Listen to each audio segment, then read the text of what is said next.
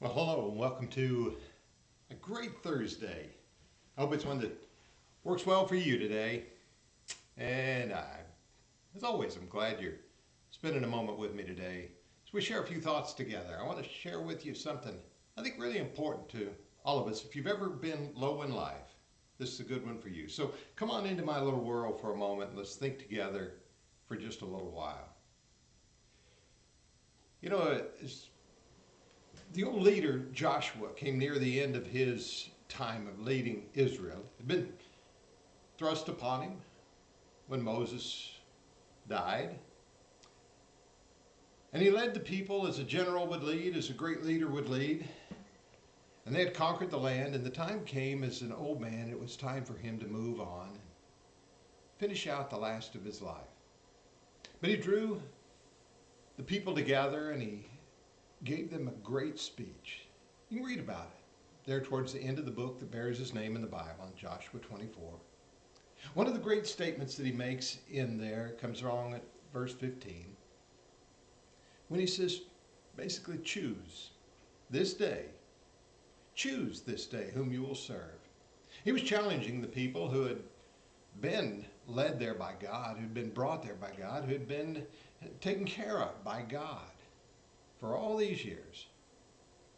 But he needed to challenge them to think for themselves and make a determination from that day forward the direction they were going to go in their lives. I'd like to turn that thought just a little bit, that idea of choose this day, because sometimes we feel like we don't have much of a choice.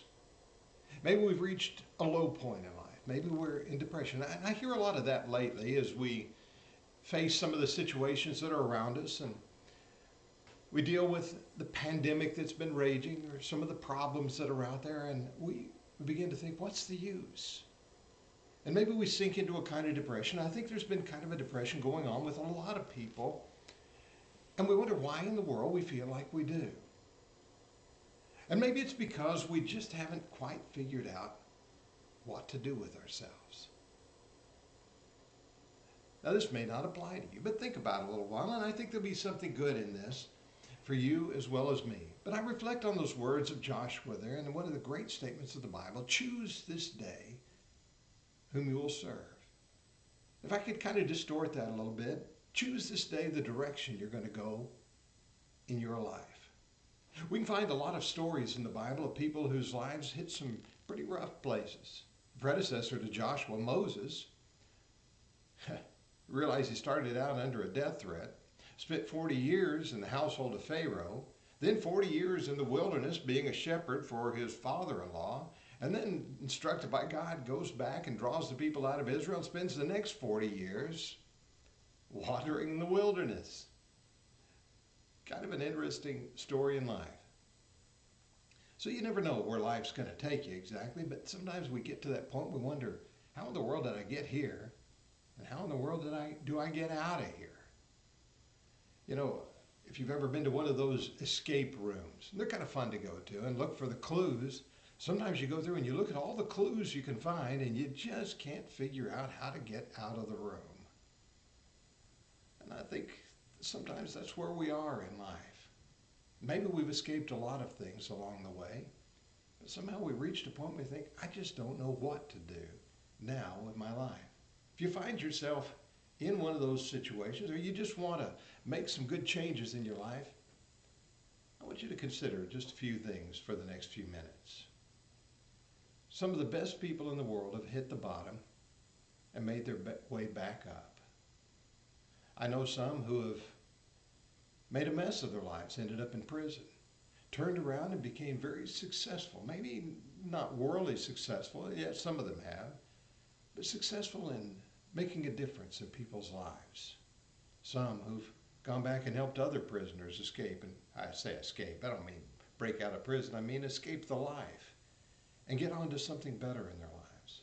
There have been people who have gotten out of a severe drug situation and found their lives much more refreshed and renewed. There have been people who have been in abusive situations, people who have lost everything that they had in poor business dealings, a bad marriage, a corrupt situation. There have even been those who've who've been heavily abused and found themselves in terrible physical situations to turn around and become something special again. Maybe you are where you wonder, what's going to come next in my life? I think we can all relate to that as we wonder what's going to happen now. And that happens no matter what age we are. We might be 9 or we might be 90. But it gets back to Joshua's words. Choose this day. Okay? So let me give you some tips for restarting your life. When you find yourself in one of those positions, you're not sure where to go next or what's going to be the next step you take, I want you to think about a few things. Let me give you 12 of them real quickly here. If you want to write them down, go ahead, or just go back and reflect on it, or just disregard them. They're pretty common sense. Number 1 on the list is reflect on your current situation. Know where you are. Don't deny it to yourself or anybody else. Know where you are and what's going on in your life. Why are you where you are? Reflect on your current situation. Consider your circumstances carefully. You know, if you've been buried in a coffin 6 feet under, it's a good idea to know exactly where you are. But reflect on your current situation in life and know exactly where you are. Secondly, decide on your approach. What are you going to do? Not exactly what are you going to do, but what attitude are you going to have about what you do?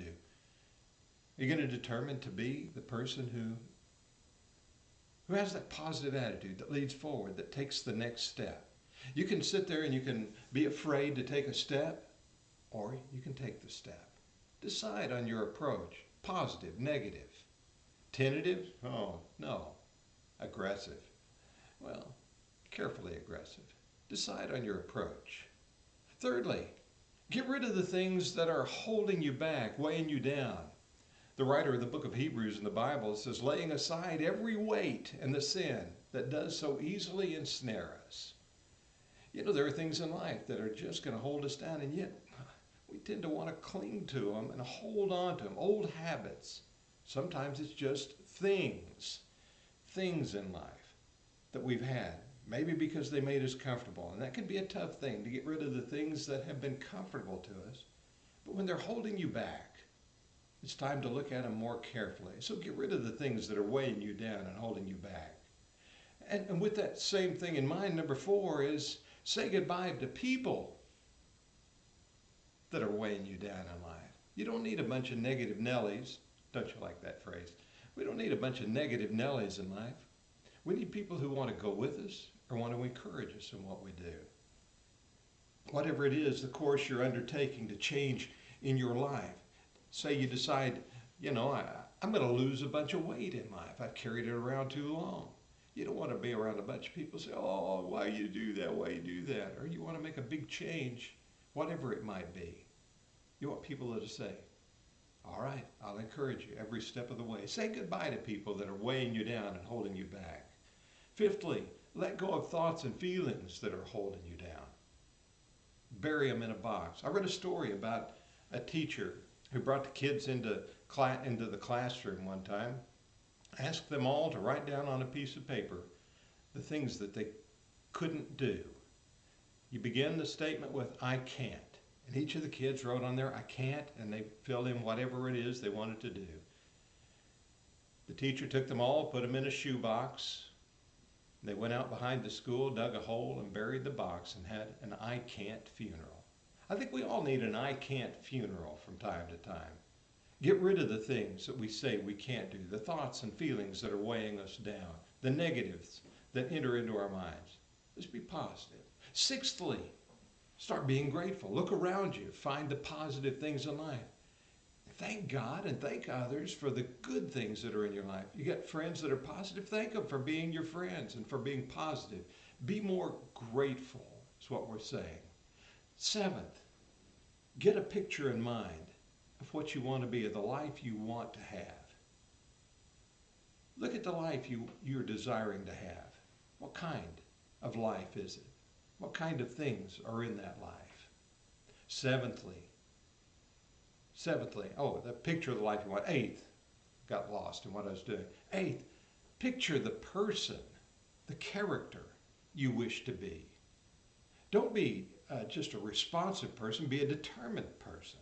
Sometimes people just get caught up, well, that's because of the things that happened around me. Determine who you're going to be, regardless of the situations in life. The character that you are is the person that you are regardless of the situations that are happening in your life. Rather than blaming the situations, let the situations hang and you be the person you determine to be. Ninth, have some goals. Short-term goals and maybe even some long-term goals. But set some goals, because if we don't have goals, we don't know how far we've gotten, or maybe we don't have something to really aim for, and then we're just shooting at the air.